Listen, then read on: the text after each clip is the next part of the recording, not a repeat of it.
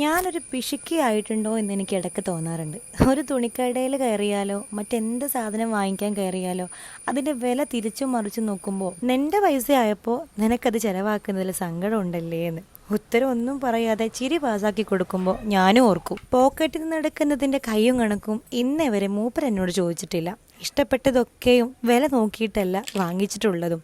പക്ഷെ ഇന്ന് അതേ സ്ഥാനത്ത് ഞാൻ അധ്വാനിച്ചുണ്ടാക്കിയതായപ്പോൾ അതിൻ്റെ വില നോക്കാനും വർഷം 2 കഴിഞ്ഞിട്ടുണ്ട് ഈ ഒരു കുഞ്ഞു സംരംഭത്തിന് ഞാൻ തുടക്കം കുറിച്ചിട്ട്. കെട്ടിയോനും വീട്ടുകാരും ഒഴികെ പലതരത്തുനിന്ന് പലയിടത്തും ഫോട്ടോയും വീഡിയോയും നിരന്തരം ഇടുന്നത് കണ്ട് ഒരു ഫോട്ടോ എടുക്കുന്ന പണിയിൽ വലിയ സംരംഭകമാവാനൊന്നും അല്ലേലും എൻ്റെ കാര്യങ്ങൾ നടന്നു പോകണമെന്ന ആഗ്രഹം, സ്വന്തമായിട്ട് ചെറിയ വരുമാനം വേണമെന്നും എല്ലാത്തിനും ഒരാളെ ആശ്രയിക്കാതെ ജീവിക്കണമെന്നുള്ള ആഗ്രഹം ഇല്ലാത്തവരായിട്ട് ആരും ഉണ്ടാവുകയില്ല. എന്നെ കൊണ്ടൊന്നും ചെയ്യാൻ പറ്റുന്നില്ലല്ലോ, എൻ്റെ സമയം ഞാൻ വെറുതെ കളയുന്നു എന്നൊക്കെ ചിന്തിച്ച് സങ്കടപ്പെട്ടൊരു സമയം എനിക്കും ഉണ്ടായിരുന്നു. വെറുതെ ഇരുന്ന് കഴിഞ്ഞാൽ എന്നെ തേടി അവസരം വരില്ലെന്ന ബോധം സ്വയം വന്നപ്പോൾ ഇറങ്ങി തിരിച്ചതാ.